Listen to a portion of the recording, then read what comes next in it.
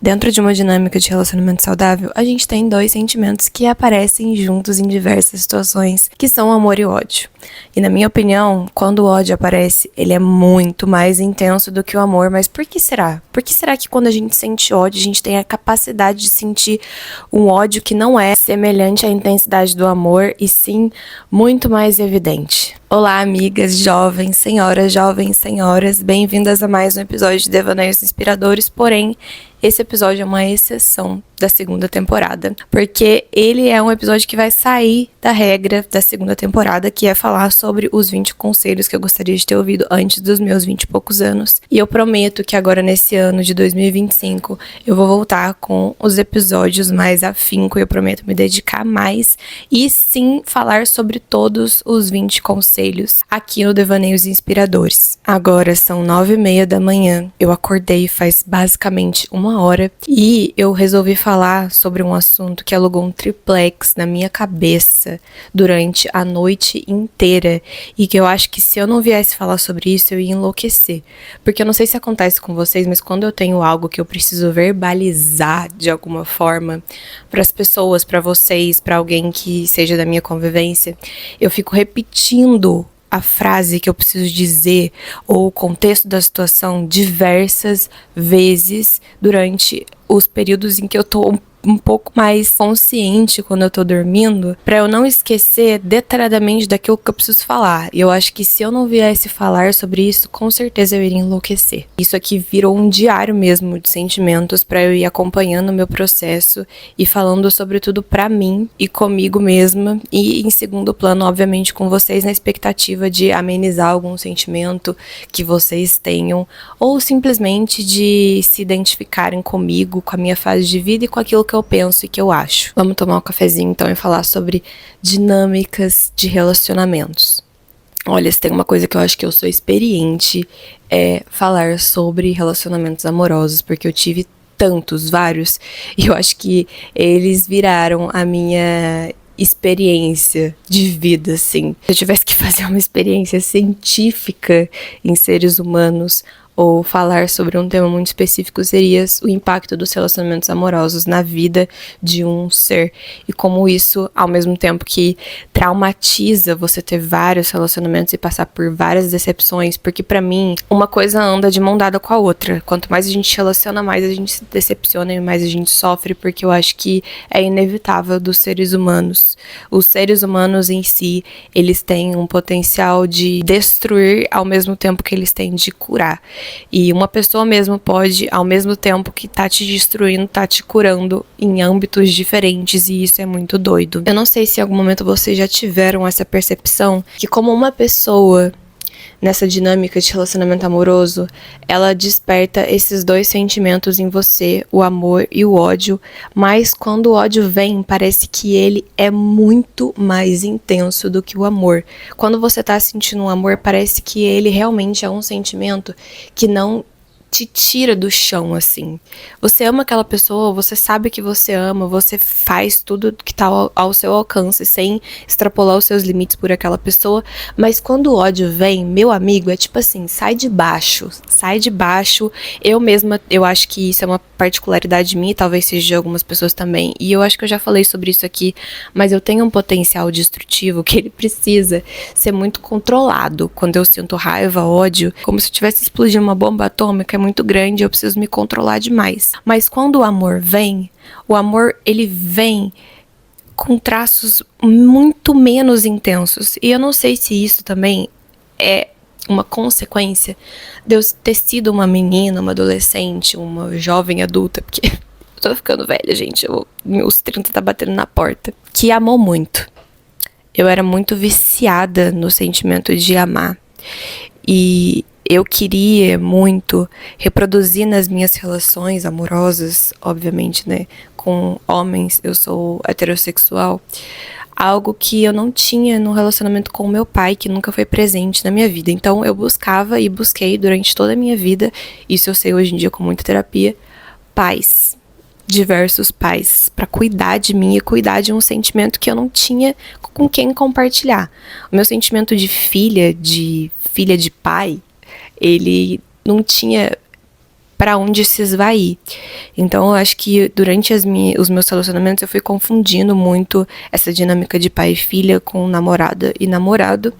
E eu sempre tive essa necessidade de buscar esse amor, que muitas vezes, na verdade, era paixão, sempre fui muito viciada nesse looping, nessa aventura de se sentir apaixonada, porque a paixão, ela tira suas bases mesmo, né? Ela faz com que você sinta coisas que eu acho que a gente não sente em nenhum outro momento da vida. Estar apaixonada, ao mesmo tempo que te deixa muito instável, é um sentimento que tem gente que é muito viciada, e eu já fui viciada nesse sentimento. Então, sempre tive uma capacidade muito grande de amar outras pessoas. Eu sempre tive uma facilidade de amar, eu sempre tive uma facilidade de me conectar com outras pessoas. Eu nunca me interessei por relacionamentos rasos, tanto que eu nunca fui aquela menina que saía pra festas e beijava todo mundo. Não, eu queria realmente me conectar com alguém e, se possível, ficar com essa pessoa durante um período de tempo. E não que eu seja contra você sair e beijar todo mundo, eu só acho que energeticamente talvez não seja uma opção viável, mas acho que é fase de vida também. Acredito que o fato desse amor ser restringido hoje em dia nas minhas dinâmicas de relacionamento seja um contraponto a essa facilidade de amar que eu sempre tive, essa facilidade de transbordar amor. Depois que você apanha da vida, das pessoas que passam pela sua vida, você vai criando inúmeras barreiras, e eu não sei se existe alguma maneira da gente não se tornar, em algum ponto, alguém que machucou a gente. Porque tem aquela história, né? Quando a gente se torna uma consequência de alguém que machucou a gente dá muito poder pra ela. Mas eu não sei se existe uma forma da gente não passar por uma fase que a gente seja apenas a consequência de algo ruim que aconteceu com a gente. Não que isso vá durar pra sempre, mas eu acho que tem um certo momento ali que você é uma consequência daquilo que te fez mal. E você acaba muitas vezes adquirindo alguns traços daquilo que te fez mal. Infelizmente, não é uma coisa que eu me orgulho de ter acontecido comigo, mas essa questão do ódio e do amor serem manifestados em intensidades diferentes da gente pela mesma pessoa, no meu caso eu acho que se deve a essa facilidade de eu ter amado antes, e hoje se tornou uma dificuldade de conseguir simplesmente amar e amar com todo o meu coração, diferente do ódio, que eu acho que hoje em dia se manifesta na minha vida por atitudes de uma pessoa que me deixa com muita raiva e muito ranço, numa intensidade, assim, descomunal. E pode ser que em alguma instância isso seja consequência também de um processo de autoconhecimento ou de saber impor limites entre aquilo que faz sentido pra você, mas hoje em dia eu vejo que poucas pessoas, e como isso é instável e momentâneo dentro de mim, que é o fato de que, em alguns momentos, as pessoas não são dignas de receber o meu amor. E isso é muito doido, porque até pessoas que eu amo, em algum momento, eu vejo que elas não são dignas de estarem recebendo o meu amor. E isso me trava de inúmeras maneiras. Quando alguém tem alguma atitude que, na minha concepção, é uma atitude que cria um ranço interno de mim, isso pode ser atitudes bem ridículas e super rasas, e que para outras pessoas não gerariam nenhum incômodo, mas para mim gera o maior incômodo do mundo, como podem ser atitudes relacionadas a coisas mais profundas, como atitudes em relação a valores de vida, valores de pessoas. E eu vejo que no ponto em que essa pessoa tem uma atitude que, na minha concepção, é indigna de amor, eu começo a criar uma resistência muito grande a ela durante pelo menos alguns dias. Então, se ela tem uma atitude que me incomoda muito, eu começo a barrar o amor que eu tenho por ela de fluir livremente. E isso é muito doido, porque não quer dizer que eu não amo essa pessoa, mas sim que na minha cabeça, dentro de algum lugar dentro de mim, ela tá indigna de receber o meu amor naquele momento. Então eu começo a ser fria, eu começo a me afastar daquela pessoa, e naturalmente as coisas vão retornando ao estado natural delas.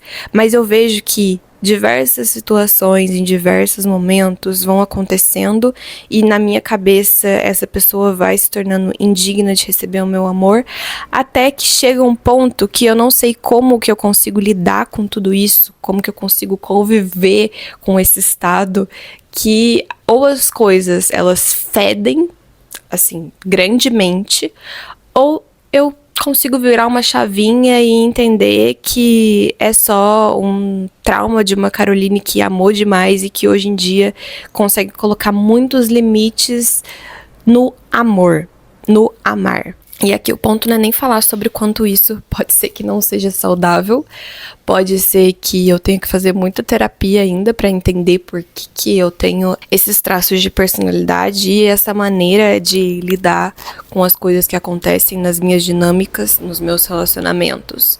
Mas aqui o ponto do Devaneios Inspiradores não é sobre ser certo ou errada, é sim sobre partilhar coisas que me incomodam de alguma forma. Uma vez eu tava num podcast, né, para falar sobre o meu trabalho, e me perguntaram a minha força motriz que fazia com que eu compartilhasse essas experiências, e eu disse que são os incômodos, e muitos dos episódios de Devaneios Inspiradores vêm da raiva, e isso bate muito com a situação que eu comecei falando nesse vídeo, como a raiva às vezes move a gente muito mais do que o amor.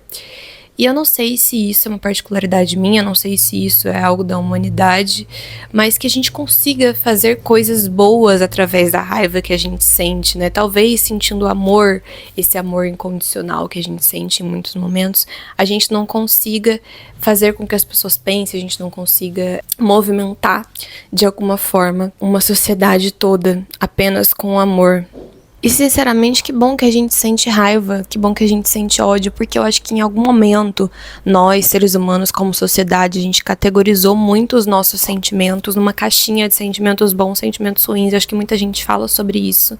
E a gente colocou em sentimentos ruins, sentimentos que de alguma forma são incômodos pra gente, né? E faz com que a gente não queira vivenciar eles, tipo tristeza, raiva, ódio, angústia, ansiedade, quando na verdade esses sentimentos eles fazem a gente crescer em alguns âmbitos, fazem a gente refletir sobre situações que se a gente não tivesse eles, a gente não refletiria. Ansiedade, por exemplo, eu li num livro que chama O Poder dos Ansiosos, e isso me fez ter um pacto com a minha ansiedade, de que pessoas ansiosas têm muito menos chances de sofrer um acidente, por exemplo, do que pessoas que não têm ansiedade, porque pessoas ansiosas, elas estão o tempo todo alerta com tudo aquilo que está acontecendo ao redor delas. Então, quando ela está dirigindo, ela se sente muito mais alerta às experiências externas que estão acontecendo ali no momento. Ao contraponto de que pessoas que não têm ansiedade provavelmente se envolvam em acidentes com muito mais facilidade, porque elas não têm aquela atenção e aquele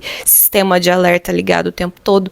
Então, os sentimentos categorizados como ruins ajudam a gente em diversos âmbitos. E eu acho que esse ódio na dinâmica dos relacionamentos, quando a gente sente esse ódio por alguém, nada mais é do que o reflexo de alguns incômodos que a gente precisa ter consciência de quais eles são, e muitas das vezes a gente precisa compartilhar com a outra pessoa se a gente achar que vai gerar frutos, né? Porque de nada adianta a gente compartilhar algum sentimento com a outra pessoa que ela não tá preparada para receber, que ela não tá preparada para enxergar. Então, acho que acima de tudo, os sentimentos que a gente sente, por mais intensos ou menos intensos que eles sejam, serve para o nosso autoconhecimento. O relacionamento humano é a coisa, acho que, mais complexa que a gente tem como seres humanos, assim. Todos os relacionamentos, pra mim, hoje em dia, eu vejo que são desafiadores, e se você não tiver resiliência pra lidar com todos eles, você vai sim se tornar uma pessoa solitária no meio do mato, convivendo só com bicho. Aquela velha frase, né? Nascida pra conviver com animais, obrigada a conviver com humanos. É muito assim que eu me sinto, mas eu vejo que essas experiências sociais com outros seres humanos agregam muito na nossa vida, por mais desafiadores que sejam. Eu acho que, inclusive, essa questão das pessoas estarem vivendo relacionamentos muito rasos hoje em dia, relacionamentos que não duram como duravam antigamente, é que a gente começou a acreditar que a gente não precisa passar por situações, mesmo dentro de dinâmicas de relacionamentos saudáveis. Então, quando a gente acredita que a gente não precisa passar por aquilo, a gente simplesmente finaliza aquele relacionamento com uma facilidade que talvez a gente não finalizasse anteriormente. E isso em alguns aspectos é bom, mas talvez em outros não sejam, porque se for assim a gente vai acabar completamente isolado de outros seres humanos. E acho que dentro de um relacionamento amoroso vão ter muitos momentos que a gente vai amar, sim, a pessoa que tá com a gente, mas vão ter muitos momentos que a gente vai querer cortar a cabeça dela. Para um relacionamento durar, você tem que entender que você, na maior parte do tempo, você não vai estar sentindo aquele amor que as pessoas fazem a gente acreditar que a gente tem que sentir dentro de um relacionamento. Porque relacionamentos são muito mais do que isso. Relacionamentos realmente fazem você conviver com toda uma pluralidade de sentimentos e a gente precisa muito refletir sobre eles. Gente, eu tenho muitas metas para 2025, agora falando sobre o podcast e sobre esse canal aqui. Eu quero muito focar cada vez mais aqui no YouTube, porque eu acho que a gente precisa, como seres humanos cronicamente online, precisamos assistir, estar em contato com pessoas de uma forma mais longa. Eu não consigo nem descrever o potencial destrutivo que as redes sociais estão tendo na nossa vida hoje em dia em relação à nossa concentração, ao nosso foco, à nossa capacidade de nos conectarmos com outras pessoas. E o YouTube, ele vem como uma alternativa para a gente conseguir estar mais ligado a outras pessoas de uma forma um pouco mais profunda, bem mais profunda do que todos os outros aplicativos que a gente tá viciado ali naquele looping de informações muito rasas, vazias e muito rápidas. Então, eu quero que ano que vem o meu foco seja criar conteúdos mais longos, trazer mais vlogs aqui de rotina para vocês entrarem a fundo da minha rotina de jovem senhora, que eu acho que uma das coisas que me travou muito de produzir é que minha rotina é caseira. E só que talvez essa rotina caseira, ela sirva de inspiração para outras pessoas que se cobram uma produtividade ou que tenham algumas particularidades de rotina que seja muito parecida com a minha, para se sentir de alguma forma abraçadas por aquilo e não ser uma Manucite da vida. Se é que vocês me entendem, nada contra a Manucite, mas assim, nós seres humanos somos diferentes e não adianta a gente tentar se encaixar no parâmetro do outro, porque a gente não vai conseguir, a gente vai se comparar e a gente vai se cobrar cada vez mais. Eu pretendo que o podcast também continue acontecendo, devaneios inspiradores, assim, é muito especial pra mim. Se vocês virem os outros episódios, quando eu vejo, eu tento não ver, pra falar a verdade pra vocês, porque eu entro em contato com uma Caroline que tava no fundo do poço, que eu nem tinha ideia de quanto ela tava no fundo do poço. E aí entra todos aqueles âmbitos de ansiedade social, que eu já falei aqui, da minha fibromialgia também, que eu já abordei aqui no último vídeo, inclusive um vídeo antes desse, e hoje em dia eu vejo que eu tô muito bem. Eu tô medicada eu sou ótima, e eu vejo que eu tô bem melhor, muito melhor do que eu tava antes, e vejo também que eu tava muito ruim antes. Então, assim, psicólogo, psiquiatra é muito importante na saúde de nós, jovens adultos, vivendo nesse mundo caótico que nós estamos vivendo hoje em dia. E é aquilo, né? Eu quero encerrar esse episódio dizendo que provavelmente esse é o último vídeo que vai ao ar em 2024. E 2024 foi um ano que eu sou muito grata, assim. Eu fui reconhecida por muitas marcas, meu trabalho vem alcançando lugares e eu venho me posicionando num estilo de vida que faz muito sentido pra mim, que é ser jovem senhora. Algo que eu quis muito lá atrás, que era não trabalhar só com superficialidades, mas sim com algo profundo que mudasse a vida das pessoas. Eu vejo que tem se concretizando cada vez mais. Um dos meus propósitos hoje em dia é alcançar jovens senhoras que precisam se redescobrir e se aceitar nessa jornada de ser uma jovem senhora e de gostar de um estilo de vida que talvez seja diferente das pessoas que a gente mais conviva. E é isso, eu sempre falo que eu espero muito do fundo do coração que Devaneios Inspiradores seja tão especial pra vocês e importante assim como é pra mim. Beijos, uma boa virada de ano pra vocês, que 2025 seja muito abençoado, muito próspero, muito abundante pra todas nós e até o ano que vem.